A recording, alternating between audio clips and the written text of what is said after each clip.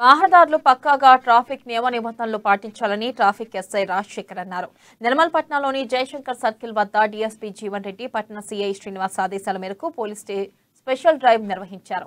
ఇక సరైన ధ్రువపత్రాలు లేని 26 ద్విచక్ర వాహనాలను స్వాధీనం చేసుకున్నారు. ముఖ్యంగా మైనర్ పిల్లలు వాహనాలు నడుపుతున్నట్లు తమ దృష్టికి వచ్చిందని ట్రాఫిక్ ఎస్ఐ అన్నారు. ఇక తల్లిదండ్రులు పిల్లలకు వాహనాలు ఇచ్చి ప్రమాదాలకు కారణం కావద్దని సూచించారు.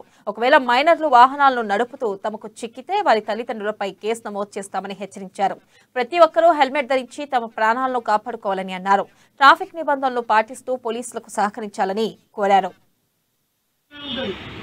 అయితే నెంబర్ ప్లేట్ అనేది ముంగట ఉండాలా వెనుక ఉండాలి. మరి వెనుక ఉన్నది కదా అని చెప్పి ముంగట లేదని చెప్పి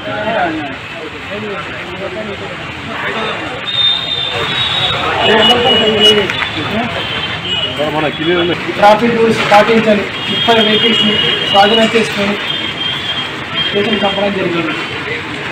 ఇందులో భాగంగా చాలామంది రాంగ్ రూట్లో వెళ్తున్నారు మరియు ట్రాఫిక్ చలానా తప్పించుకోవడానికి